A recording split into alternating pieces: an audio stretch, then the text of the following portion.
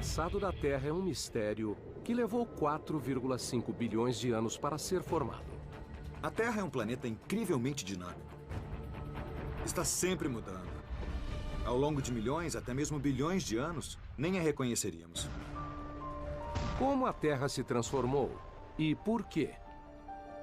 Por milênios, buscamos respostas em seus cânions, desertos, vulcões e fendas. Mas a chave para desvendar a incrível história da Terra pode estar enterrada num lugar ainda mais surpreendente: dentro de cada um de nós. Muitas características do nosso corpo remontam a uma época em que a Terra era muito diferente de hoje em dia. Do formato dos ossos às peculiaridades do comportamento humano, os vestígios estão em nós. A história da vida na Terra está literalmente escrita em nosso corpo. Está escrita nas formas dos nossos braços, pernas e até do ouvido. Na origem dos arrepios e soluços.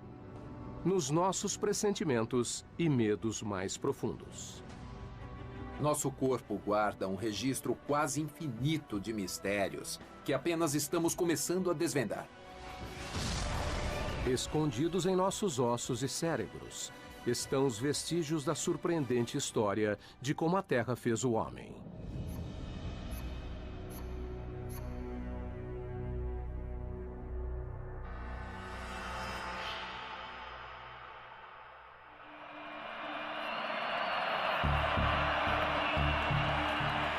Jogar bola. Desde o final do século XIX, quando o esporte evoluiu, esse é o passatempo preferido dos americanos. Podem ser pai e filho jogando a bola um para o outro. Ou uma partida de campeonato com milhões de espectadores. O jogo depende da nossa capacidade de jogar a bola em determinado alvo. Uma habilidade que nenhuma outra espécie na Terra tem. Nós jogamos bola muito bem. Pense na sua própria experiência. Pense num arremessador de beisebol. A precisão ao lançar a bola é algo muito impressionante. O antropólogo Benjamin Campbell acredita que o arremesso preciso conecta nosso corpo ao passado pré-histórico. Quando vemos um quarterback jogar a bola pelo campo, essa é uma ação bem antiga. Uma coisa que as pessoas vêm fazendo há pelo menos 400 mil anos. Se o Dr. Campbell tiver razão, algo deve ter acontecido na Terra no passado distante para mudar nosso corpo e nos dar essa habilidade única. Para investigar, ele recrutou Matt Barkley, o principal quarterback da Universidade do Sul da Califórnia. Vencedor do prêmio Joe Montana de quarterback do ano, as habilidades de Matt fizeram dele uma estrela em campo. Matt, a precisão para jogar a bola é muito importante para você? A precisão é muito importante. Se eu errar por 2 centímetros no jogo atual, se errar esse pouquinho, um defensor pode aparecer e roubar a bola. É um jogo de centímetros. Eu tenho que acertar em cheio quase todas as vezes. O Dr. Campbell colocou 4 alvos no campo de futebol. O primeiro está a 10 metros de distância e tem apenas 28 centímetros de diâmetro. Aposto que ele acerta de 10 a 20 metros sem dificuldade. O primeiro alvo não é um grande desafio, mas o segundo alvo tem o dobro da distância, 20 metros. O segundo alvo é atingido, mas a 30 metros será mais desafiador. Preveja um pouco de dificuldade em 30 metros. É bem difícil acertar uma bola a essa distância.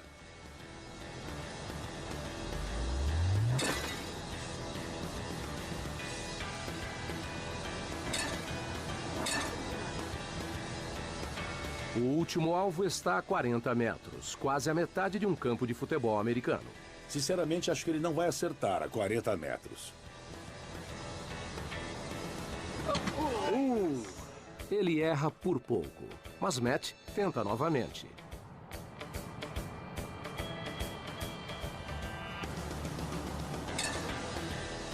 A 10 metros eu tinha 100% de certeza. É um lance fácil. A 40 foi um pouco mais difícil, tive que tentar de novo. Mesmo assim, Matt conseguiu ajustar o lance e acertar o alvo a 40 metros de distância. Uma habilidade exclusivamente humana. Aquilo seria um touchdown. Parece simples, mas um bom lance requer a coordenação precisa de ossos e articulações, impulso com a força exata e liberação no momento certo.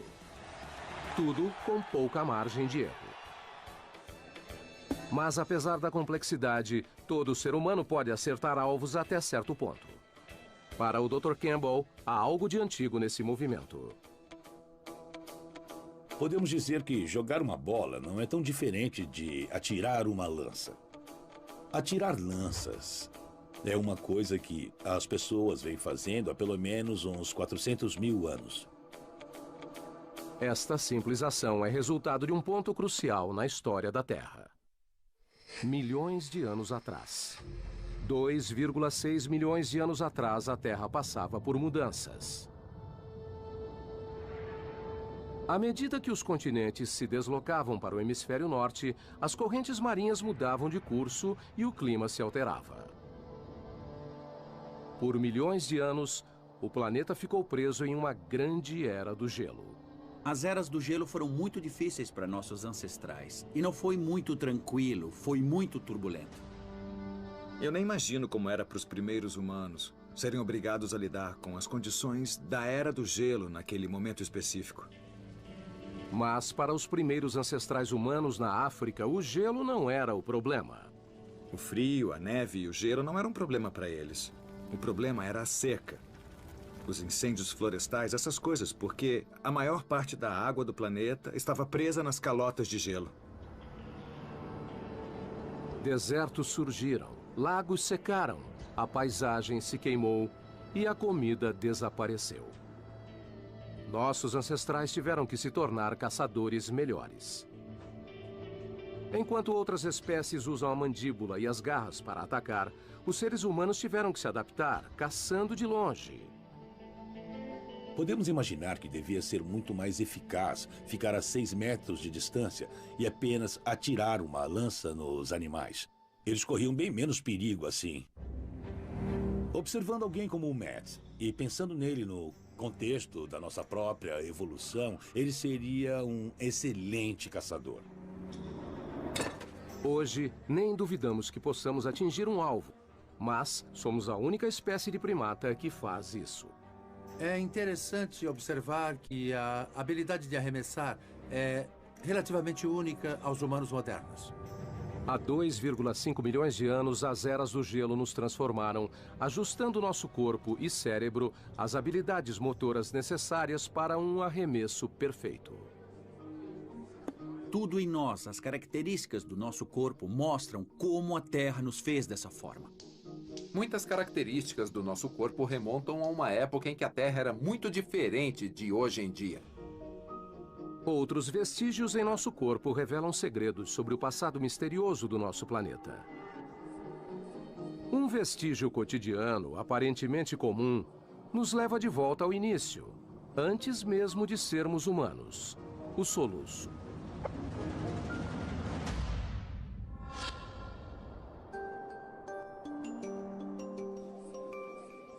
O soluço é uma das coisas malucas que nós temos. Soluçar é tão natural que fazemos isso antes mesmo de nascer, talvez para praticar a respiração no útero.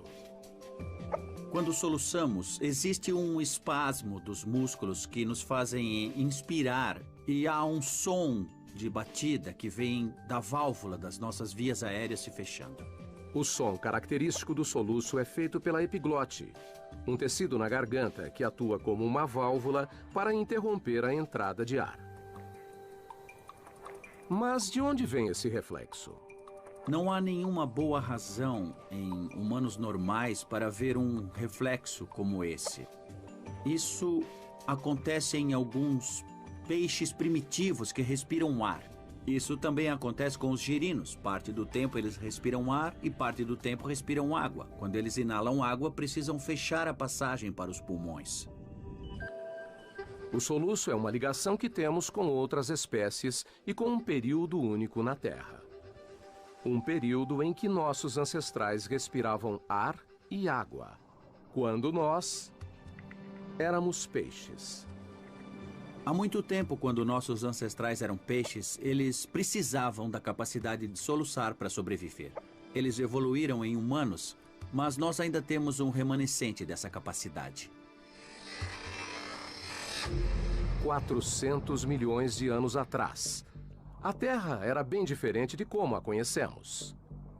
Naquele tempo, a Terra era um lugar muito diferente dos dias de hoje. Havia duas massas de terra naquela época. Uma era a Euroamérica, composta pela América do Norte, partes da Europa e Groenlândia. E uma grande massa de terra ao sul, composta pelos outros continentes. O resto do planeta era coberto por um vasto oceano. A Terra era o planeta da água. Por bilhões de anos, a vida existia na água, enquanto a Terra era estéril. A Terra, há mais de 400 milhões de anos, era marrom, desolada, arenosa, lamacenta. Mas tudo isso mudaria. Quando as plantas fizeram a transição para a Terra, de repente ela ficou verde. Invertebrados, aranhas, escorpiões, centopeias começaram a colonizar a Terra. Quando as plantas e insetos invadiram as terras, nossos ancestrais peixes também fizeram essa transição. Mas, para isso, precisavam respirar ar e água. O soluço é um resquício da mudança da antiga vida na água para a vida na terra. Mas há outro vestígio em nosso corpo que nos liga à vida daquela época. Você está na academia, fazendo um dos exercícios mais simples. Com os ossos e músculos de seus braços, pulsos e ombros, você se levanta como uma alavanca, usando o próprio peso corporal como resistência. Em outras palavras, você faz uma flexão. Mas o que essa simples ação revela sobre a história da Terra?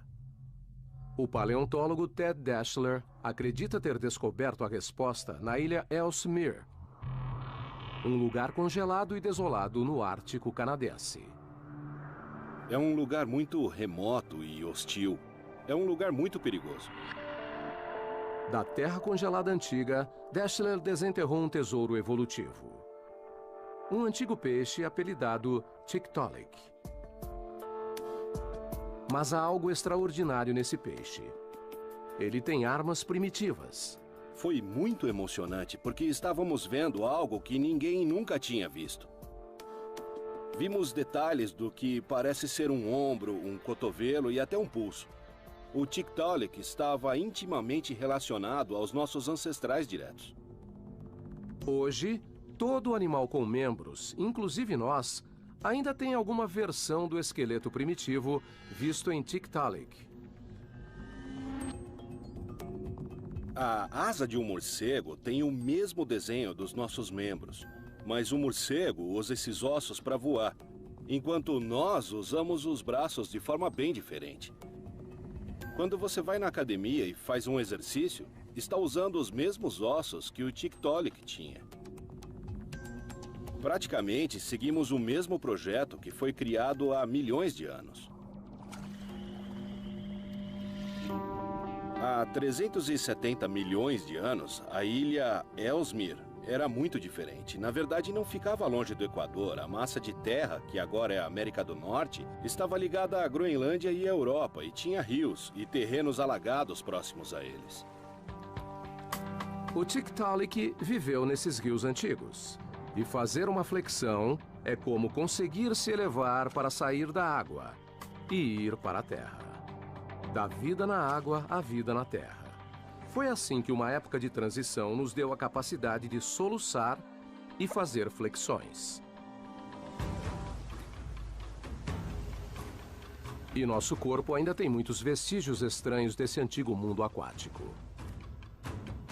Os genes que formam as mãos quando estamos no ventre são quase idênticos aos genes que formam as barbatanas nos peixes. Os fluidos do ouvido interno responsáveis por nosso equilíbrio são como as cavidades que ajudam a truta a se orientar nos rios. E as dores nos joelhos se devem ao fato de reaproveitarmos antigos membros de peixes para andar sobre duas pernas. A migração da água para a Terra moldou nossos destinos. Mas não era a última vez que a Terra se transformaria.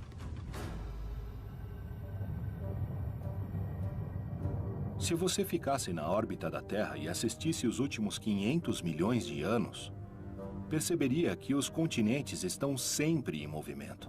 As calotas de gelo aparecem e somem. Tudo isso muda constantemente. Se nós assistíssemos à história do nosso planeta em alta velocidade, nós veríamos mudanças dramáticas, quilômetros de gelo subindo e descendo, montanhas sendo formadas, erguendo-se do chão, vulcões em erupção, o céu escurecendo com nuvens de cinzas. E tudo isso acontecendo em altíssima velocidade. As pistas estão dentro de nós. Nos arrepios que sentimos, na aversão de insetos, na sensação de déjà vu, na emoção visceral de um videogame. Se seguirmos as pistas, a história do planeta finalmente será revelada enquanto descobrimos como a Terra fez o homem. A Terra. Dos cânions mais profundos às montanhas mais altas, um fato é claro. O planeta tem sofrido enormes transformações. Se nós analisarmos um longo período da história, montanhas se ergueram, oceanos surgiram e sumiram. A Terra, em escalas de tempo geológicas, é um lugar dinâmico e vivo. E há vestígios do passado violento da Terra, escondidos em um lugar surpreendente. Não apenas em vulcões ou calotas de gelo, mas dentro de nós. A forma como a Terra mudou, nos alterou, está escrita dentro do nosso corpo. Um exemplo estranho mostra que há vestígios do maior massacre da Terra escondidos dentro dos nossos ouvidos.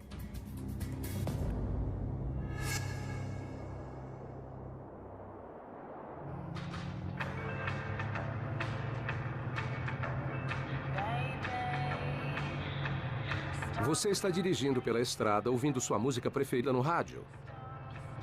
E ouve não só o baixo e o ritmo da música, mas as frequências mais altas da voz do cantor. E pode ouvir essa incrível gama graças a 3 pequenos ossos dentro do ouvido. São os menores ossos do corpo humano, menores até do que uma moeda. Quando as ondas sonoras atingem esses ossos, eles vibram, amplificando o som à medida que viaja para o fundo do ouvido. É isso que proporciona uma audição aguçada. Mas a origem desses 3 ossos nos conecta a uma era diferente. Uma época em que criaturas estranhas habitavam a Terra. Há uma série de criaturas bizarras que existiam antigamente. Algumas nós nem sequer sabemos como eram. 260 milhões de anos atrás. Muito antes dos seres humanos, até dos dinossauros. O supercontinente Pangeia era dominado por répteis primitivos. Répteis como o de Metrodonte. Com dentes afiados e uma longa vela nas costas, ele parecia um dinossauro, mas tinha muito mais em comum conosco do que com um tiranossauro.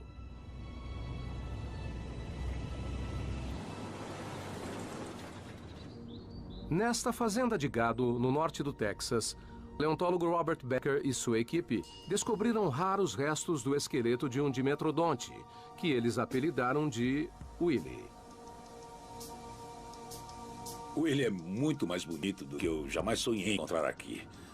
Ele existiu 60 a 70 milhões de anos antes de haver qualquer coisa parecida com um dinossauro primitivo. Não havia cobras, não havia dinossauros, não havia mamíferos peludos. Isso é bem anterior. Curiosamente, os ossos de Willy estão ligados aos nossos. Os ossos que temos no nosso ouvido faziam parte do maxilar do réptil. E quando os mamíferos evoluíram, esses ossos viraram estes que nós temos no ouvido interno. Mas há outra coisa enterrada aqui que é muito mais reveladora e assustadora sobre o terrível passado da Terra.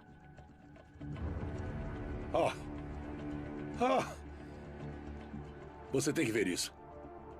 Isso é inspirador. Te deixa de queixo caído. Esse rancho no Texas não é apenas o túmulo de Willy. No solo encontra-se uma evidência do maior apocalipse na história da vida na Terra.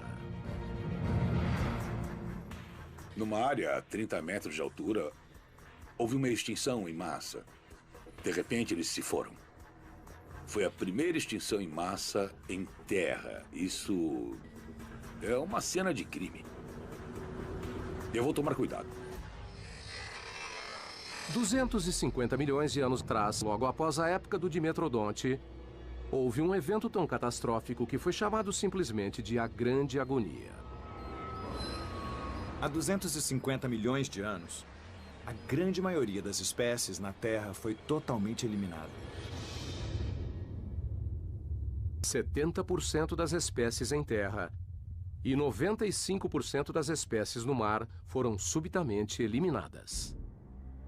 Foi uma eliminação colossal de vida e transformou drasticamente o futuro da história evolutiva. A teoria que prevalece é de que erupções vulcânicas massivas em toda a Pangeia lançaram gases tóxicos que sufocaram quase tudo na Terra. Na verdade, durante a Grande Agonia, toda a vida na Terra poderia ter sido completamente dizimada. Alguns parentes próximos do Dimetrodonte sobreviveram e se tornaram os primeiros mamíferos. Seus corpos e ossos chegaram até nós, incluindo os ossos do ouvido. Mas outras características em nosso corpo remontam a esses mesmos répteis sobreviventes. Nosso metabolismo de sangue quente, o formato diferente dos dentes e até o fato de que podemos mastigar e respirar ao mesmo tempo. Mas a Grande Agonia não foi a última extinção em massa. Estudando a história da Terra, vemos que houve pelo menos 5 enormes eventos cataclísmicos que moldaram drasticamente a história da vida. Em média, as extinções em massa globais acontecem a cada 100 milhões de anos. O conceito de uma extinção em massa é uma coisa muito difícil de nós entendermos, porque é quando praticamente toda a vida na Terra desaparece e poucos sobrevivem. Às vezes acontece em milhões de anos, ou então num evento cataclísmico. A extinção em massa mais recente está relacionada diretamente a nós. E os vestígios desse evento estão em nossa própria pele.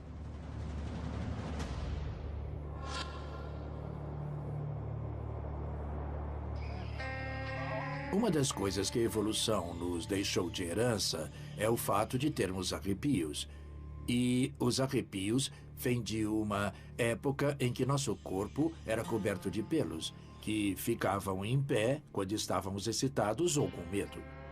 Quando sentimos frio ou medo, pequenos músculos chamados eretores de pelo levantam nossos pelos. O reflexo prendia o calor na pelagem, fazendo-nos parecer maiores para os predadores. Não somos mais peludos como nossos ancestrais, mas o reflexo permanece. O corpo humano é cheio de resquícios estranhos do nosso passado evolutivo. Podem não ter nenhuma função hoje, mas são bons indicadores de onde viemos. Os arrepios também são um elo com a última extinção em massa. Um evento que levaria até nós. 65 milhões de anos atrás. Os dinossauros reinaram por mais de 100 milhões de anos. Para não serem devorados, nossos ancestrais mamíferos viviam sem chamar a atenção, como as pequenas criaturas peludas que vivem em tocas. Os seres humanos podem traçar sua origem até espécies de ratos que coexistiram com os dinossauros. Não acho que alguém que chegasse à Terra há 66 milhões de anos pensaria que os mamíferos pequenos sobreviveriam. Eles saíam à noite, eram pequenos, viviam em tocas, não estavam muito bem. Mas o mundo estava prestes a mudar novamente. Agora acredita-se que o evento de extinção dos dinossauros provavelmente foi causado pelo impacto de um enorme asteroide com a Terra. Foi gerado tanto calor pelo impacto do asteroide que gigantescas tempestades de fogo se alastraram pelo planeta. Por um tempo, a Terra era bem escaldante. Instantaneamente, os dinossauros e a maioria das espécies na Terra foram aniquilados. Mas, de alguma forma, nossos ancestrais conseguiram sobreviver. Por pura sorte darwiniana, os mamíferos pequenos conseguiram se enterrar e resistir ao grande desastre. Sobreviventes do Armagedon, eles passaram esses dados genéticos, inclusive o arrepio, para nós. Se não fosse pelo impacto do asteroide, nós nem estaríamos aqui hoje. É realmente muito impressionante pensar que a nossa história dependeu totalmente de uma coisa que caiu direto do céu. Sobreviventes de diversos cataclismos, nós ainda carregamos as marcas de cada extinção em massa. Analisando a história, vemos uma cadeia de acidentes, chances de sobrevivência e vários quase acidentes, quase catástrofes, chegando até nós, felizes sobreviventes. Mas mudanças ainda maiores nos aguardavam. Se você já acordou com um espasmo, ou pensou ter visto um rosto nas nuvens, é porque fomos moldados pelos predadores mais perigosos da Terra. Da colisão dos supercontinentes. As 5 extinções em massa apocalípticas. Algumas características da nossa anatomia foram definidas por um planeta em transformação. Mas a jornada evolutiva de minúsculos mamíferos aos seres humanos atuais deixaria sua marca de forma bem estranha.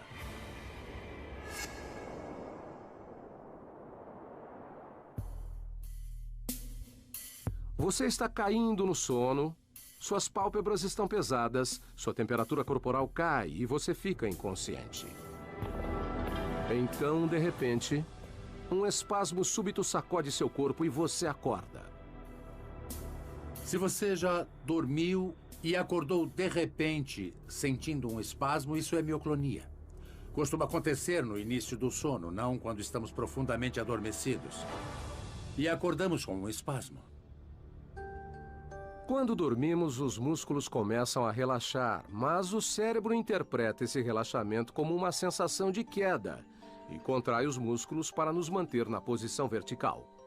A ironia desta sensação de queda é que as pessoas dormem em camas gigantes, camas king size, onde há pouca ou nenhuma chance de cair.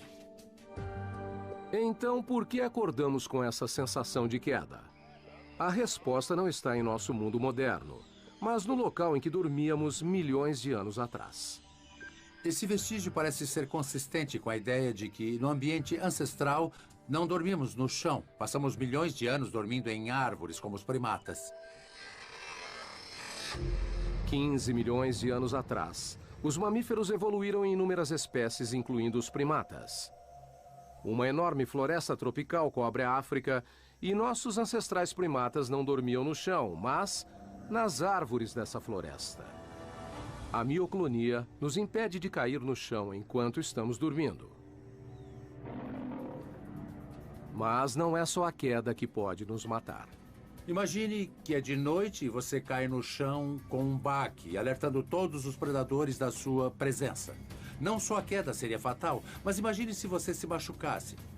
Não poderia escapar dos predadores. Vivíamos em árvores para evitar predadores. Evidências arqueológicas confirmam esse fato perturbador.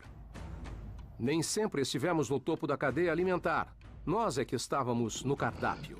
Descobrimos que muitos ossos de humanos, de hominídeos, eram devorados e mastigados. Eram abertos até chegar ao tutano. Os nossos ancestrais viviam ao lado de uma grande variedade de animais que haviam se adaptado por milhões de anos para virarem assassinos ferozes. Estavam sempre correndo o risco de serem comidos por tigres, leões e várias outras criaturas que poderiam nos atacar e nos devorar. Naquela época, a Terra era um lugar perigoso. Nós não éramos os caçadores, mas a caça. E essa terra predatória deixou sua marca de forma estranha.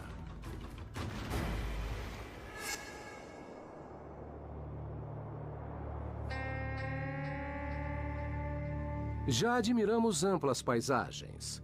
Elas têm um efeito calmante sobre nós. O cérebro libera substâncias químicas que relaxam os músculos e diminuem a respiração. A pergunta é, por quê? O Dr. Frederick Coolidge acredita que a resposta está enraizada no terreno da nossa pátria africana. Há uma possibilidade de que a própria paisagem da África ainda esteja impressa em nossa mente. Para testar a teoria, ele convidou os participantes a analisar cuidadosamente fotografias de 4 paisagens diferentes, para ver qual é a mais relaxante. As opções: um deserto arrebatador, uma mata fechada, colinas com árvores e uma montanha coberta de neve. Se tivesse que escolher uma dessas fotos e fosse morar nessa foto, qual você escolheria? Acho que eu escolheria as planícies verdes. Se eu tivesse que escolher, viveria nessa foto. Parece um lugar seguro e confortável. Parece agradável e confortável para se viver. Experiências similares foram repetidas no mundo todo com pessoas de diferentes origens. E todas as vezes, os participantes são atraídos por paisagens abertas. Uma coisa interessante é que as pessoas na Nigéria fizeram o mesmo estudo e conseguiram os mesmos resultados que nos Estados Unidos, mesmo quando os nigerianos moravam numa floresta ou até numa ilha. Parece muito mais um lugar para se deitar sem se preocupar. Praticamente tudo está à vista. Achamos normal que a paisagem aberta seja mais calmante. Mas pode haver uma explicação evolutiva. Um ponto de vista semelhante permitiu que nossos ancestrais detectassem os predadores. Se houvesse predadores, você os veria se aproximando e fugiria antes que te vissem. Quando viram esta encosta, acharam que era um lugar seguro, como se inconscientemente pensassem em predadores. Como associamos essa vista à segurança, essas paisagens desencadeiam uma reação bioquímica. Há neurotransmissores químicos no cérebro que nos dão a sensação de segurança. Se evitarmos o perigo, o que é uma forte predileção biológica, nos sentimos melhor. Somos recompensados por evitarmos o perigo. Mas outra fotografia provoca a reação oposta. Eric, por que a selva é o lugar onde você menos gostaria de morar?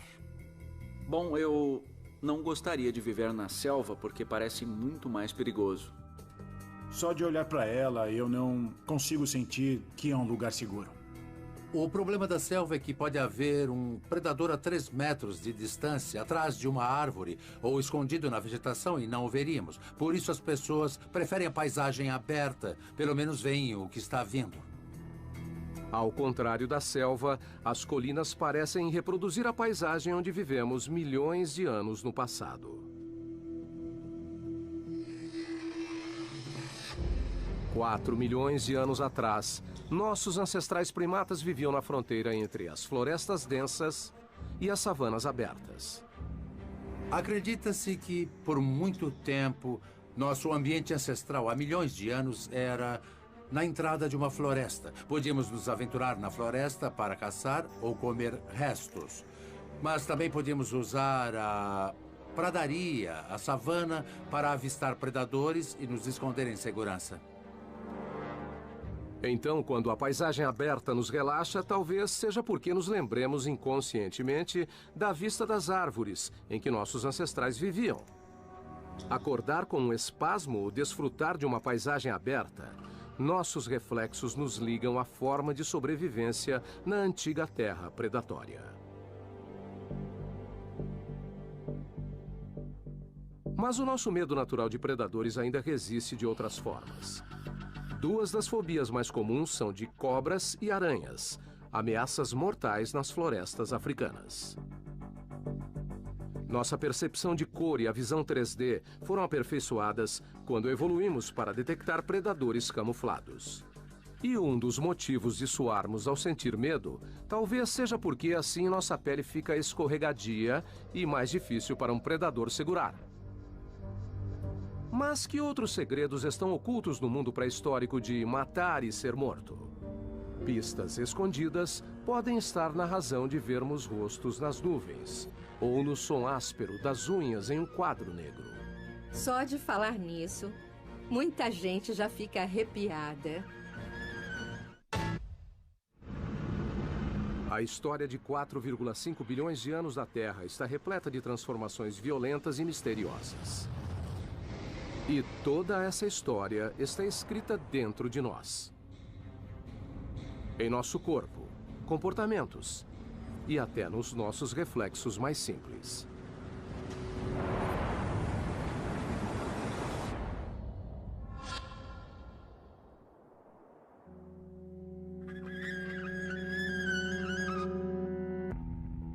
Um som arrepiante. Não podemos deixar de reagir ao som agudo das unhas em um quadro negro. Mas por quê? Quando penso nesse som, eu fico arrepiada. Diria que a reação é bem visceral. A doutora Lynn Halpern decidiu investigar por que esse som provoca uma reação tão universal. Estávamos interessados em estudar o que chamamos de o pior som do mundo. Mas, como era uma experiência científica, não podíamos supor que fosse o pior som do mundo. Então decidimos tentar criar outros sons que fossem terríveis. A doutora Halpern e sua equipe capturam uma série de sons, dos agradáveis aos arrepiantes. Identificamos alguns sons agradáveis. O tilintar de chaves, nós gravamos o som que a roda da bicicleta faz quando ela gira. Depois usamos objetos de metal, arrastamos banquinhos de metal pelo chão, esfregamos pedaços de isopor um contra o outro. A doutora Halpern pediu aos alunos que avaliassem cada som, mas ela espera que um deles seja o pior de todos. Nós pegamos uma ferramenta de jardim com 3 dentes de metal e arranhamos diversas superfícies com ela.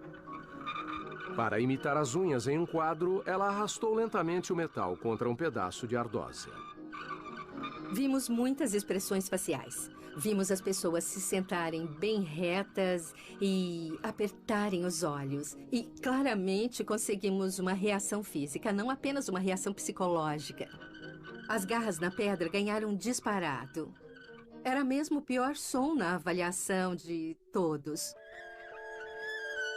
Este som pode realmente se conectar a um ponto específico na história da Terra? Sentimos uma reação quase universal a este som.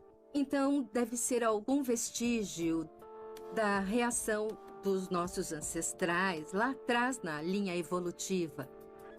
Mas o que no mundo antigo tinha o som de unhas em um quadro negro?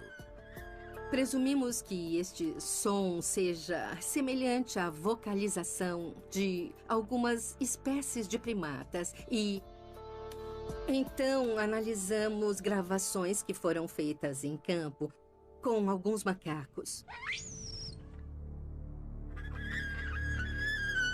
E descobrimos que a frequência do nosso pior som era muito semelhante ao feito por um macaco fêmea quando ela tentava alertar a sua prole.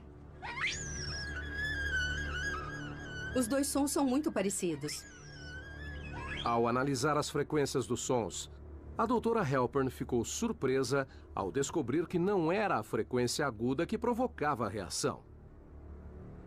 O fenômeno está relacionado à parte do espectro que tem frequências mais baixas e acontece que ele é o mesmo espectro da fala humana. Esses sons nos conectam a um momento crítico na história terrestre. 4 milhões de anos atrás, no coração da África, nossos ancestrais viviam na entrada da floresta. Durante o dia, andavam sobre 2 patas por toda a savana. Mas, quando a noite caía, retornavam para as árvores. É preciso lembrar que, no passado evolutivo, quando anoitecia, ficava totalmente escuro. Uma noite nublada, sem lua, era um breu completo. A escuridão total. O único sentido que usavam era a audição e só se podia alertar sobre o perigo através do som. Por milhões de anos fomos perseguidos na escuridão por predadores mortais. E em resposta, podemos ter usado gritos de alerta penetrantes para avisar sobre o perigo. Nesse mundo, muito antes de nos tornarmos caçadores, os predadores estavam no controle. Não podíamos matá-los, então precisávamos evitá-los. Sem dúvida, nossos ancestrais viviam num mundo cheio de predadores. Ursos, cães selvagens, felinos, serpentes, aranhas. Havia várias formas de ser morto. Muitas vezes pensamos que somos uma espécie superior, mas nem sempre estivemos no topo da cadeia alimentar.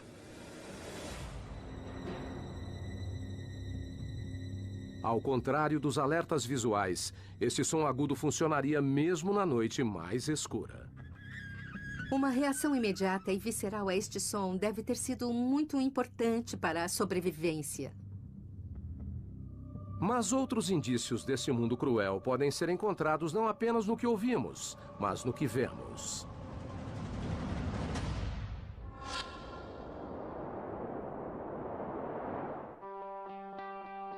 Todos já olhamos para as nuvens e vimos rostos. No caos de formas ondulantes, nossa mente traça o esboço de um queixo, um nariz, uma cabeça. Nossa mente pode transformar uma tomada elétrica simples, ou a frente de um carro, na imagem de um rosto. Ver rostos em padrões aleatórios é chamado de pareidolia e está profundamente embutido em nossa mente. Assim como o som de unhas em um quadro negro, a pareidolia é uma ligação com o nosso passado predatório. Ao reconhecer um rosto rapidamente, você poderia ver os olhos de um predador que invadisse seu ambiente. É crucial ver um predador logo para sobreviver. Para saber a que velocidade o cérebro reage aos rostos, a doutora Nushine Radikan colocou os voluntários em um sofisticado scanner de cérebro e apresentou-lhes uma série de imagens. Algumas de rostos e outras de objetos comuns que se parecem com rostos. Vimos que objetos que se parecem com rostos ativam uma parte do cérebro que é importante para o reconhecimento facial. Como aconteceria com um rosto real? Ou seja, reconhece como se fosse um rosto real. Em apenas 170 milésimos de segundo, 2 vezes mais rápido que um piscar de olho, nosso cérebro percebe esses objetos como rostos, antes mesmo de nos conscientizarmos disso. É um sinal bem rápido. Então você vê rostos sem ter que pensar nisso. Eles aparecem na sua frente. Há pouca dúvida de que vemos rostos para detectar outros membros da nossa própria espécie, como uma criança reconhece o rosto da mãe. Mas a reação rápida estudada pela doutora Radikan sugere que há também uma estratégia de sobrevivência em andamento. Se um predador estivesse por perto, você teria que vê-lo muito rápido. E eu acho que é por isso que evoluímos para ver rostos tão rápido. Por que vemos rostos até quando não estão lá? Talvez na escuridão e no caos do nosso antigo ambiente, fosse melhor prevenir do que remediar. Em nossa antiga terra natal, precisávamos estudar a paisagem constantemente em busca de algo que pudesse nos atacar. O centro de medo do nosso cérebro está sempre em alerta, monitorando cada fluxo de entrada sensorial em busca de sinais de perigo, o tempo todo. É melhor para o cérebro ver um rosto onde não há um rosto que não ver o rosto onde há um rosto. Então, quem sobreviveu estava preparado para detectar rostos. É um reflexo que permanece até hoje. Em 2004, um sanduíche de queijo grelhado, supostamente com o rosto da Virgem Maria, foi leiloado por $28 mil. E em 1956, as notas canadenses precisaram ser trocadas porque as pessoas acreditavam que viam o rosto do diabo no cabelo da rainha Elizabeth. O mundo dos predadores moldou nossos comportamentos mais profundos. Mas nem sempre fomos à caça. Sempre que corremos ou sentimos um impulso agressivo, é porque estamos ligados a uma época em que a Terra nos transformou, de caça, em caçadores.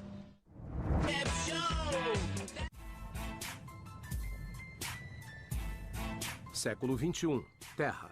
7 bilhões de seres humanos se espalharam por todos os continentes do globo, garantindo seu lugar no topo da cadeia alimentar. Mas nem sempre foi assim. Hoje vivemos num mundo onde não somos devorados por predadores, mas no início da evolução humana nós éramos. Sempre podíamos ser devorados por tigres, leões e vários outros animais que poderiam nos atacar e nos devorar. Mas como se deu a mudança de equilíbrio? Como a Terra nos transformou de presas fáceis a predadores perfeitos? As pistas estão escondidas em nosso próprio corpo.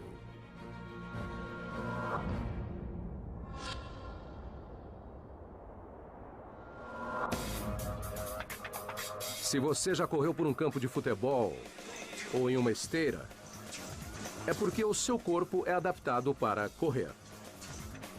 Dos joelhos grandes à regulação da temperatura, podemos não perceber, mas nosso corpo foi feito para correr distâncias incrivelmente longas. Eu me levanto às 4 da manhã, tomo café, vou para as montanhas e corro entre 25 e 30 quilômetros por dia. Diane Van Dieren é uma ultramaratonista de elite. Eu sou uma ultramaratonista profissional e me especializei em corridas de mais de 160 quilômetros. É uma corrida contínua por várias horas. Para ela, uma maratona de 40 quilômetros é apenas um aquecimento. Eu completei 700 quilômetros na trilha Yukon Quest, que é considerada a corrida de trenós puxadas por cães mais difícil do mundo, e eu a fiz a pé, com temperaturas de até menos 45 graus. O máximo que já corri sem parar foram 240 quilômetros.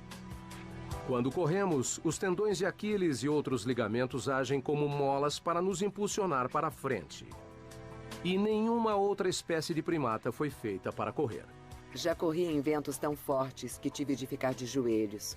Eu já fui literalmente derrubada na trilha, tive que rastejar. Mas independente disso, desde que possa seguir em frente, eu vou até a linha de chegada.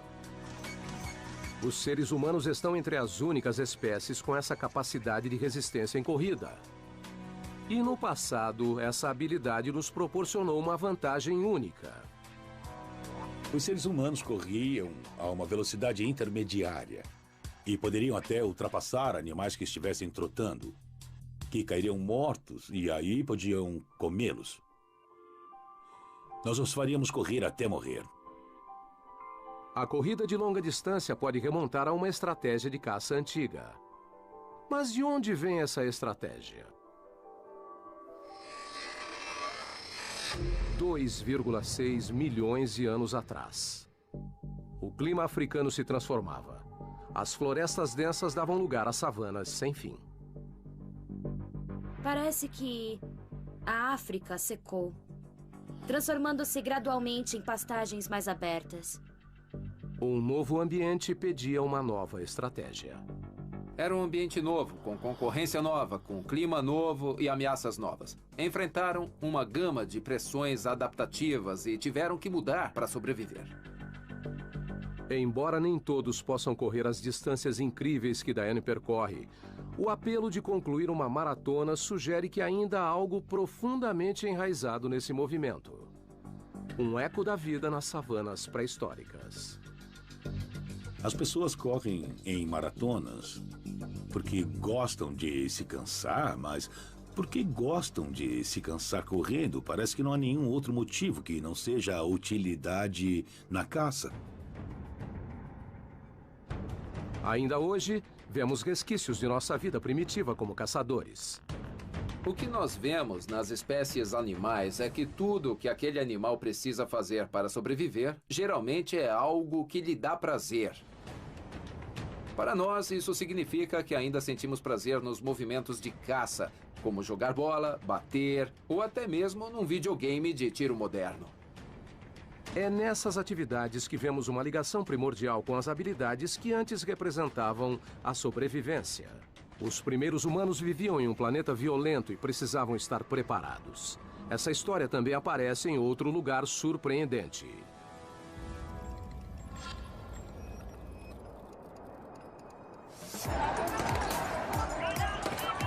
A agressão. Por mais amigáveis que sejamos, todos temos o impulso da raiva. E dentro de cada um de nós está a capacidade de transformar essa raiva em violência. Em algum lugar no fundo de nosso ser, todos temos um lado sombrio.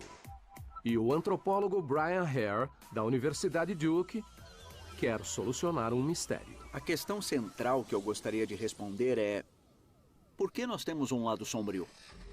Ele acredita que a resposta possa ser encontrada em uma reserva natural na África ao analisar nossos primos evolutivos. Todo mundo está familiarizado com os chimpanzés. Mas eis a surpresa, há 2 espécies de chimpanzé. E muitos não sabem disso. A outra espécie se chama bonobo.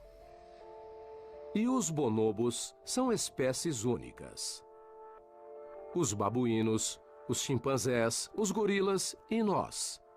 Todos os primatas, quando pressionados, estão dispostos a lutar fisicamente por recursos para sobreviver. Todos, exceto os bonobos. O que os humanos e os chimpanzés têm em comum é que temos um lado mais sombrio. Os bonobos não têm esse lado mais sombrio. Eles não se matam. Mas por que os bonobos não são violentos?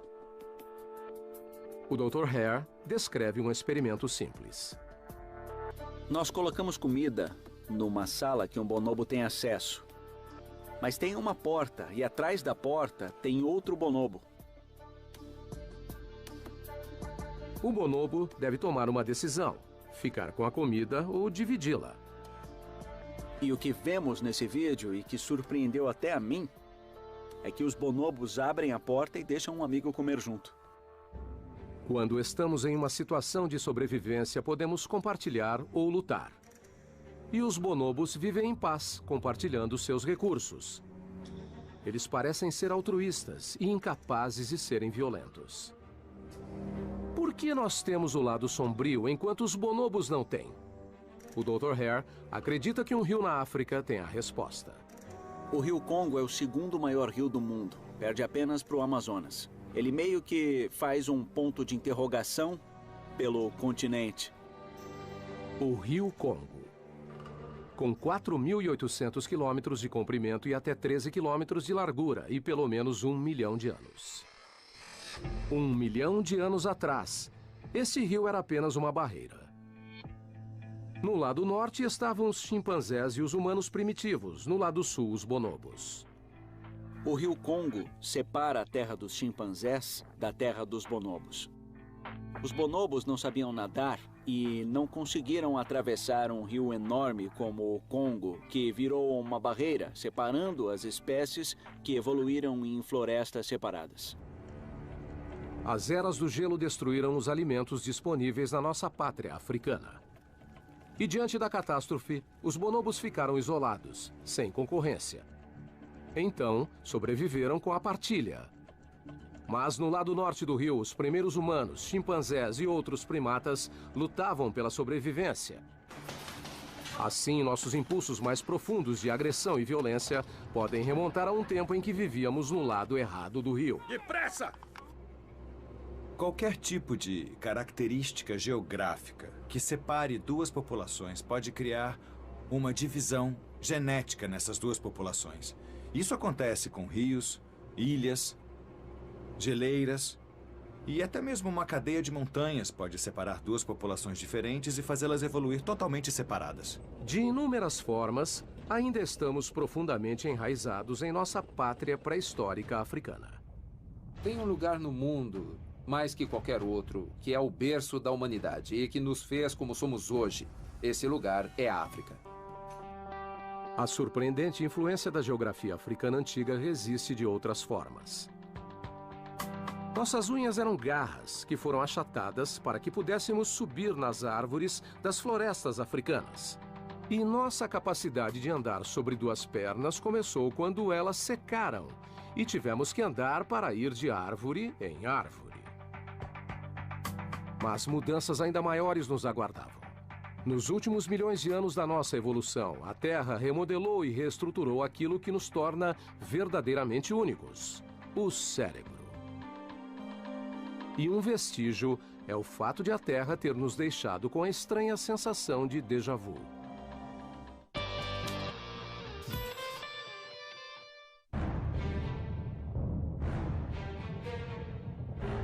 Dos ossos nos pés aos músculos no rosto, Nosso corpo tem vestígios do planeta em transformação onde evoluímos.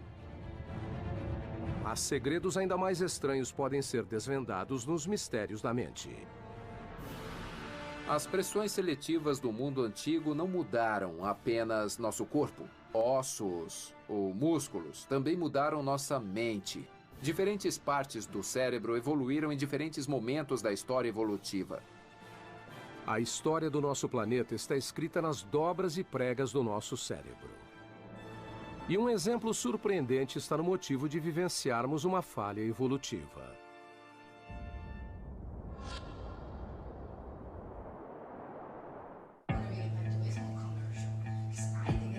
Você está com uma amiga conversando durante o café.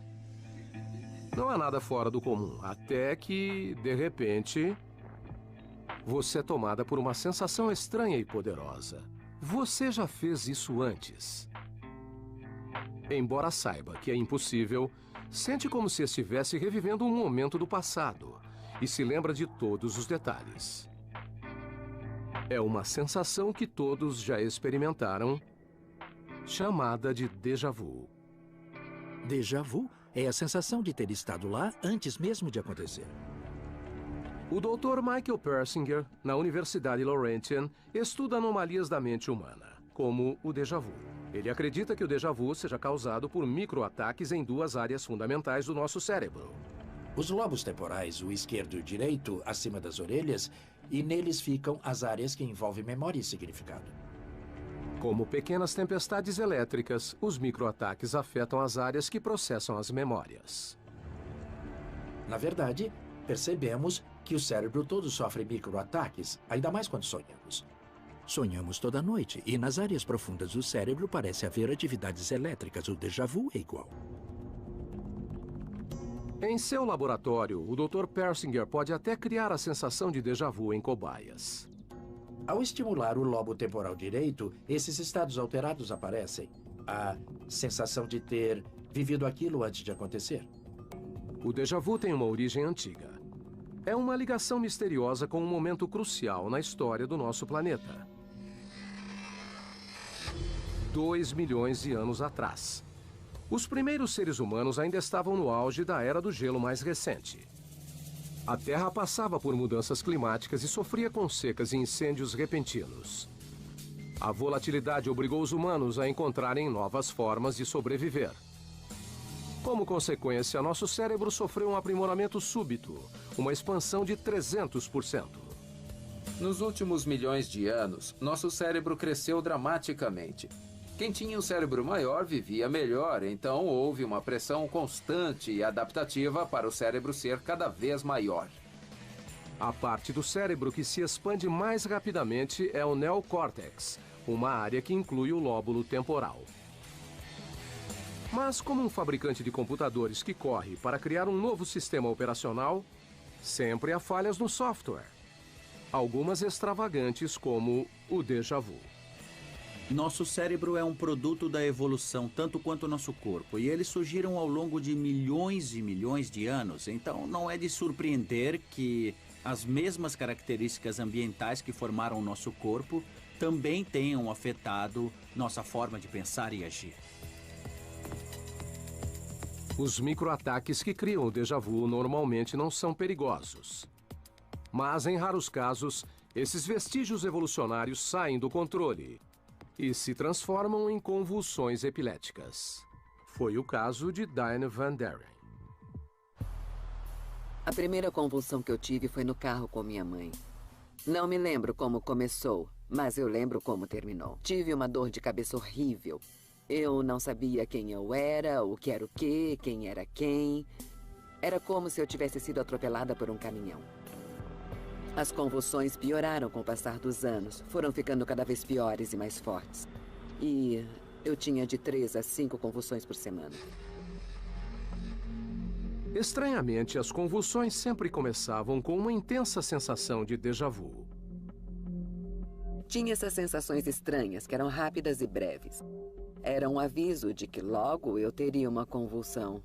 Parecia que eu estava tendo, sabe, um déjà vu. Tipo, já estive aqui, já fiz isso. Eu sentia que sabia o que ia acontecer a seguir. Acho que a sensação de déjà vu é uma falha que está ocorrendo. É algo que está acontecendo no cérebro, como se algo fosse irromper. A doença foi se agravando e a única opção de Diane era a cirurgia cerebral. Os médicos descobriram que as convulsões estavam isoladas em uma pequena parte do cérebro dela. Lembro de dizer, é isso aí, nós conseguimos. Os médicos removeram um pedaço do lóbulo direito temporal de Diane. Literalmente abriram a minha cabeça, tiraram meu crânio e cortaram um pedaço do tamanho de um kiwi do meu lobo direito. As convulsões pararam e o déjà vu também. A cirurgia foi horrível, mas se eu faria de novo, iria amanhã de manhã, sem pestanejar. Do caso extremo de Diane Van Deren, às sensações de déjà vu que todos nós experimentamos, os vestígios de um tempo antigo estão incorporados em nossa mente. De uma época em que a Terra selecionava quem tinha cérebro maior. O caso de Diane Van Deren é um exemplo extremo de como a Terra se expandiu depressa e moldou nossa mente. Mas a programação antiga da nossa mente ainda vive de outras formas. O planeta volátil que nos deu o déjà vu também nos deu a capacidade de tomar decisões rápidas. E vemos isso aplicado em nosso cotidiano. Estudos mostram que no meio do caos de um jogo de futebol, um quarterback tem só 3,5 segundos para decidir onde lançar a bola. Esse é o quarterback Matt Barkley. Como quarterback, é importante tomar decisões rápidas no jogo? Bom, hoje em dia é tudo bem rápido no jogo. As coisas acontecem em milissegundos. Vejo como os caras se alinham, os outros jogadores em movimento, as mudanças de posições, e o cérebro tem que entender tudo isso antes de eu receber a bola e fazer um lance. Tudo acontece num piscar de olhos. Como Matt, todos nós agimos de acordo com instintos profundos. Quando o Matt toma essas decisões no campo, ele não tem tempo para pensar. Ele age por instinto, por impulso. Não são só os jogadores que fazem isso. Todos nós fazemos. Por exemplo, quando nós dirigimos e temos que tomar decisões instantâneas. Achamos que a maioria das nossas ações é decidida conscientemente, mas, na verdade, a maior parte do que fazemos vem de um comportamento automático e instintivo. Mas de onde vêm esses instintos? A resposta pode estar na história de como a Terra nos programou com a intuição e nos deu o reflexo do nojo.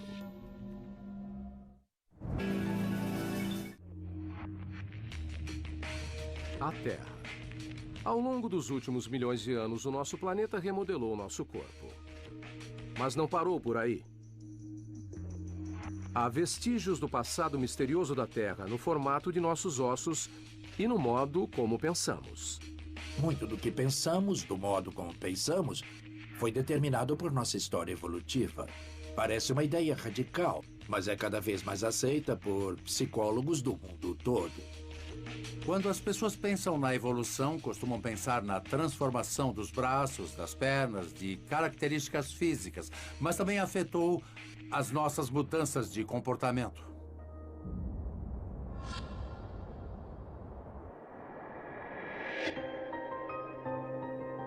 O psicólogo evolucionista Frederick Coolidge acredita que nosso planeta ajudou a moldar a forma como tomamos decisões. E ele desenvolveu um método para provar isso. 7 vermelho. Você conseguiu. Eu adoro ganhar. Opa, hoje é meu dia. O jogo é um excelente exemplo para entender como as pessoas tomam decisões. O Dr. Coolidge convidou 3 participantes para jogar roleta e ver como as pessoas tomam decisões. Nesse jogo de sorte, como decidir em que apostar? Quando vemos as pessoas jogarem, até as ouvimos dizer: sei que não é racional, sei que não faz sentido, mas eu tenho um pressentimento. É por isso que os psicólogos gostam de estudar o jogo. 8. Vai ser 8 dessa vez, eu só tô avisando. Uma das participantes apostou no número 8 e ficou apostando no 8, mesmo sabendo que ela tinha uma pequena chance de acertar. A probabilidade é de apenas 1 em 38. Para cada rotação da roda, ela segue a intuição. Isso! Acertei, beleza. Me fala mais sobre o 8. Por que você apostou? Qual é o raciocínio? É óbvio que isso é um jogo de sorte e eu tenho a mesma chance que os outros, mas por alguma razão eu senti uma ligação com o 8 e segui a minha intuição. Era como se ele me chamasse, então apostei nele. A intuição dela é forte. Eu não sei se fico torcendo ou se tento usar meus poderes mentais, mas eu fico olhando pra ele o tempo todo. Quando perguntei, ela disse que não acertava porque não estava se concentrando direito. Ela precisava olhar a bola o tempo todo para levá-la ao número certo, o 8. O que é curioso, porque na entrevista ela reconheceu que não havia forma física de isso acontecer, mas ela sentia que era possível. É interessante você dizer, vou seguir a intuição. É um pressentimento? Me fala por que isso. Eu não sei de onde isso vem, é uma sensação. Me diz você. Jogadores experientes aprendem a apostar nas probabilidades. Mas o experimento do Dr. Coolidge revela que nosso cérebro está repleto de instintos irracionais. Quando falamos de pressentimento, falamos de uma reação emocional, algo acionado por uma profunda estrutura cerebral antiga. Nossos impulsos emocionais são parecidos com o hardware de um computador, que foi instalado há milhões de anos. Mas por que estamos programados com essas intuições? A resposta remonta ao ambiente imprevisível onde nossos ancestrais evoluíram. 1 milhão de anos atrás. Nessa época, nosso cérebro expandiu e conquistamos a capacidade de pensar racionalmente. Mas ainda estávamos sujeitos a perigos repentinos. A Terra em si era perigosa. O próprio ambiente podia matar. Hoje vivemos num ambiente muito protegido e controlado, mas antigamente nossos ancestrais estavam mais vulneráveis. Eles podiam morrer com vulcões, terremotos, inundações e várias outras ameaças letais do próprio ambiente. Eles tinham que estar sempre preparados para reagir a ameaças mortais. Agora podemos resolver problemas complexos, mas a contínua ameaça de desastre significava que nem sempre havia tempo para pensar. E nossos instintos mais primitivos deviam permanecer no controle. Como um inseto atraído pela luz ou um rato que foge do cheiro de um gato, ainda temos instintos animais mais primitivos. Esses instintos nos ajudaram a sobreviver no ambiente ancestral. Mas um instinto humano universal é especialmente poderoso.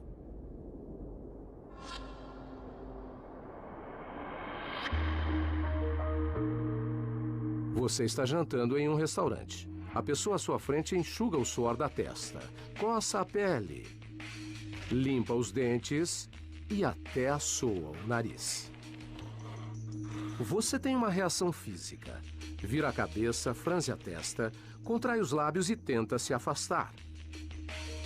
Os cientistas descobriram que este é um dos instintos humanos mais poderosos: o nojo. Há um conjunto de emoções que são básicas e universais: medo, raiva, nojo. Recuamos fisicamente em determinadas situações. É uma emoção incrivelmente visceral e no mundo todo as pessoas reagem ao nojo da mesma forma. Fazem uma expressão facial característica mais ou menos assim. E na maioria das vezes elas vão para trás. O professor de psicologia Gavin Fitzsimmons, da Universidade Duke, acredita que esta reação física seja parte de um padrão mais profundo. Obrigado por vir e participar do nosso estudo de hoje. Ele realiza um experimento não convencional. É um estudo bem simples sobre a preferência das pessoas por sucos. Diria que gosta de suco de laranja? Eu adoro suco de laranja. É, que bom. Você pode tomar um gole? Tá gostoso. Ótimo. O que eu quero fazer agora é colocar em contato com o suco de laranja algo que eu acabei de esterilizar. Oh, não. Eu vou mergulhar isso no suco de laranja. Eu vou mexer um pouquinho. Ai, meu Deus.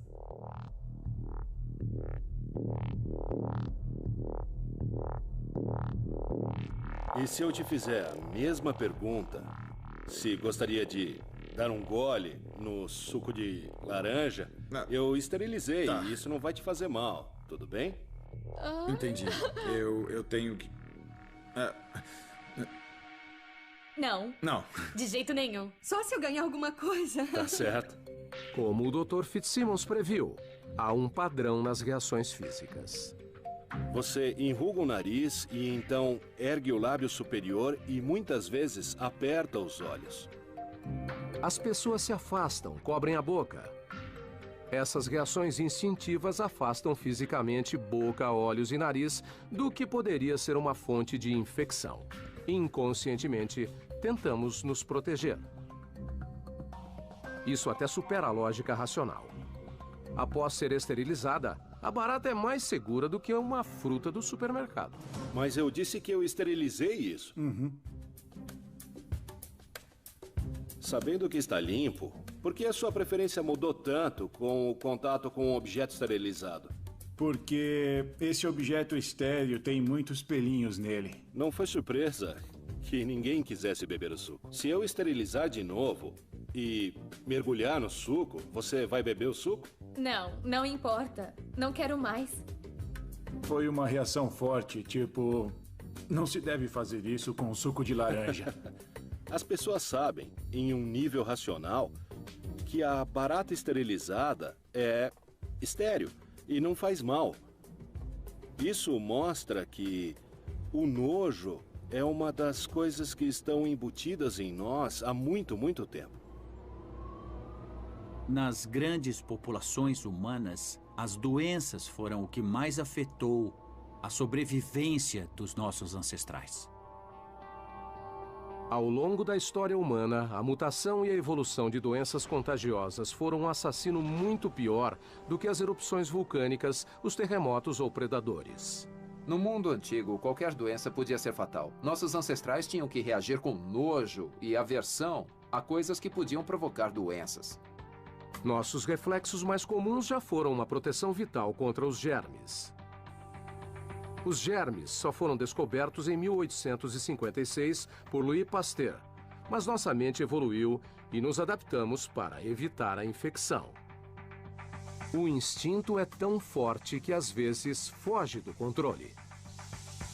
Esses instintos podem superar toda a razão.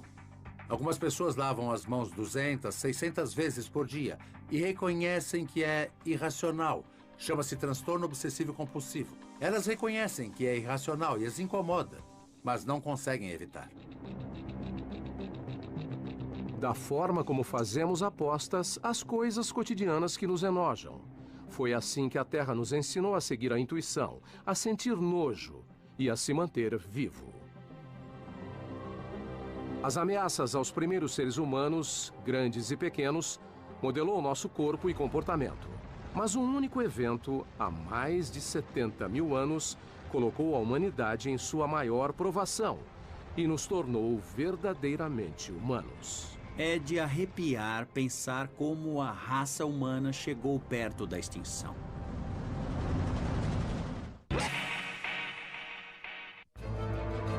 A Terra e sua história remontam a incríveis 4,5 bilhões de anos. Essa história ainda nos influencia de forma surpreendente. Um exemplo está em uma pesquisa intrigante sobre sexo. As taxas de natalidade no mundo todo revelam uma tendência em comum. Após um terremoto, o número de nascimentos salta. Os desastres naturais parecem induzir as mulheres a entrar em trabalho de parto. Mas um segundo padrão ocorre. Exatamente 9 meses após um desastre. As taxas de natalidade saltam novamente. Além de influenciar as mulheres a entrarem em trabalho de parto, os desastres de forma inconsciente nos encorajam a ter relações sexuais. Se há algum tipo de explicação evolutiva para isso, pode ser que, após acontecer um desastre, você imediatamente queira ter mais filhos. É uma garantia de que assim você vai substituir os membros da sua tribo que teriam se perdido ao longo do caminho. A evidência é clara. Desastres sempre ameaçaram a sobrevivência humana. Nossos ancestrais não se preocupavam só com os predadores, pois a própria terra era perigosa. Relâmpagos, chuvas, secas, cheias, o ambiente podia matar. Muitos desastres antigos moldaram nosso planeta. De impactos de meteoros a erupções vulcânicas que nem se comparam ao que os humanos já viram. Mas os desastres também contribuíram para moldar gradualmente o corpo humano e orientar nosso comportamento. Tudo em nós pode ser rastreado, até eventos como um grande terremoto, ou um tsunami, ou grandes erupções vulcânicas. Estamos à mercê de forças geológicas. Embora tenha havido inúmeros desastres no passado, uma única catástrofe pode ter realmente nos transformado em humanos. E isso está codificado em nosso DNA.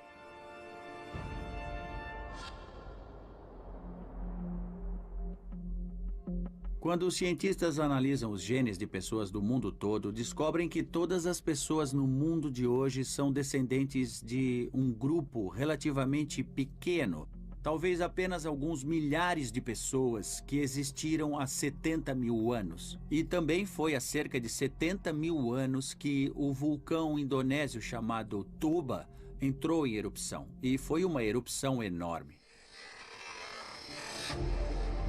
74 mil anos atrás, na ilha indonésia de Sumatra, um dos piores desastres na história da humanidade lançou o mundo no caos total.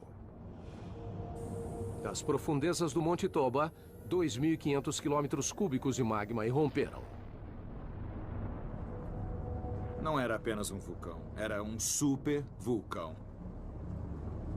A erupção do Monte Santa Helena em 1980, algumas pessoas consideraram um evento bem destrutivo. Imagine um evento milhares de vezes maior do que essa erupção. Os humanos que viviam na época devem ter sofrido com o inverno vulcânico. A explosão teria sido catastrófica. O céu escureceu, entramos em uma era do gelo de 6 anos.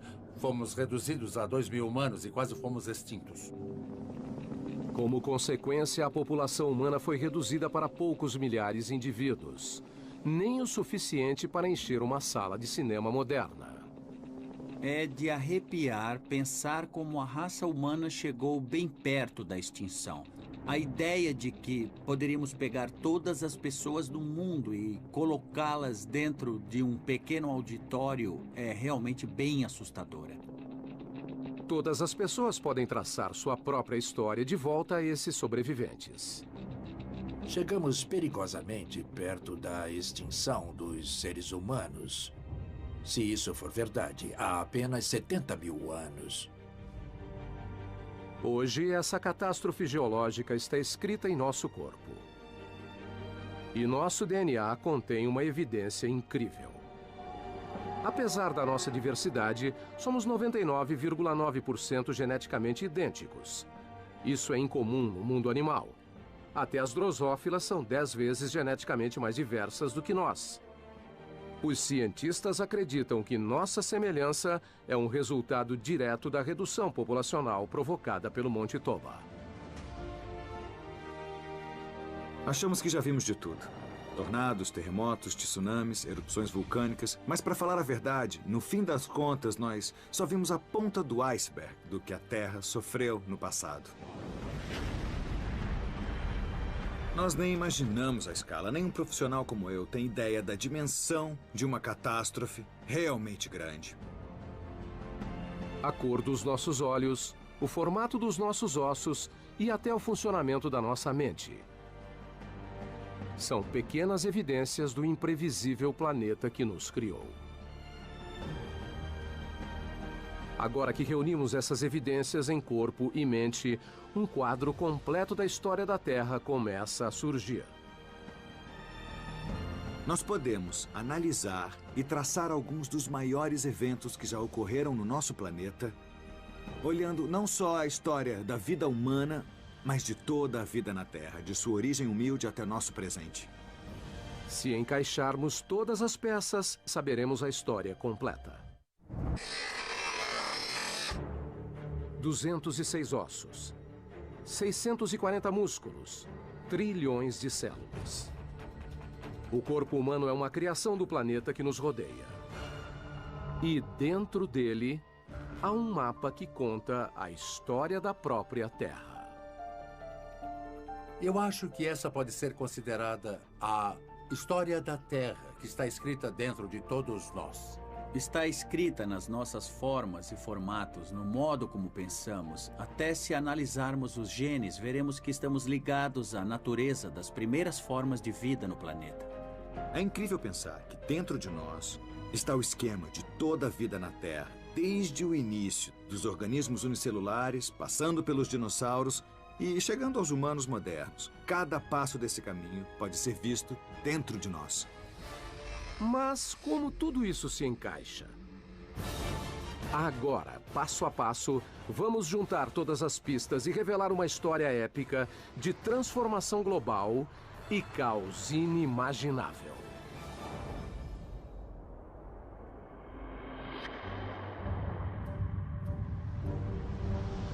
$4,5 bilhões de anos atrás, a Terra nasceu como uma massa escaldante de rocha derretida, violenta demais para haver vida. Mas ao longo de 1 bilhão de anos, ela resfriou e os mares se condensaram em sua superfície e as primeiras formas de vida unicelular surgiram. Nos 3 bilhões de anos seguintes, a Terra passou por mudanças globais impensáveis. E a vida continuou microscópica.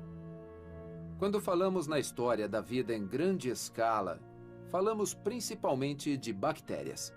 Ainda hoje, a maioria dos seres vivos na Terra é unicelular ou menor. Então, mais de 500 milhões de anos atrás, o aumento de oxigênio atmosférico permitiu que a vida animal complexa surgisse. Todos os planos corporais fundamentais, incluindo o nosso, foram estabelecidos.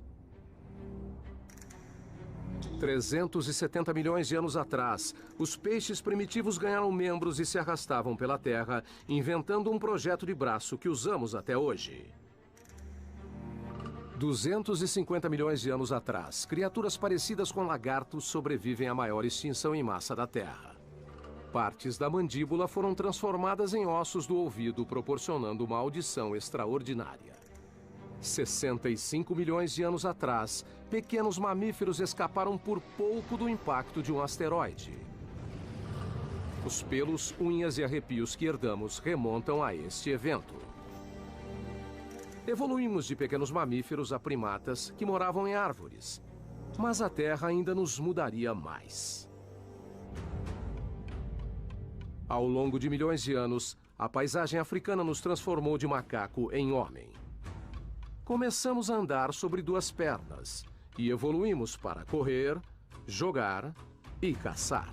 Precisávamos sobreviver a predadores mortais, o que gravou permanentemente medos e instintos em nossa mente.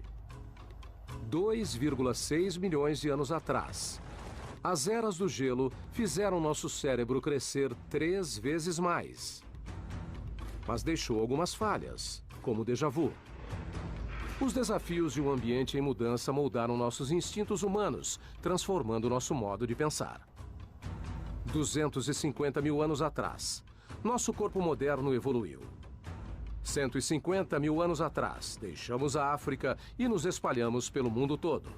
74 mil anos atrás, um supervulcão quase nos extinguiu, deixando-nos com uma semelhança genética que existe até hoje.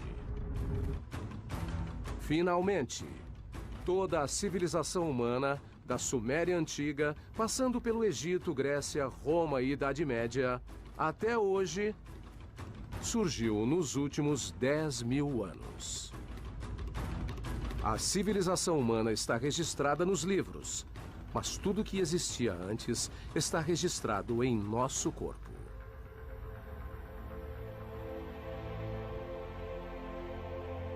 O que descobrimos é uma façanha. Somos sobreviventes de 4,5 bilhões de anos de cataclismos. Nós, seres humanos, podemos pensar que a nossa sobrevivência se deve à ingenuidade dos nossos ancestrais, o que é verdade, mas também não podemos desconsiderar a sorte nisso tudo, porque em vários momentos os nossos ancestrais podiam ter sofrido com as catástrofes, como outras espécies, e podiam ter sido extinguidos. Algumas vezes estivemos perto de desaparecer totalmente.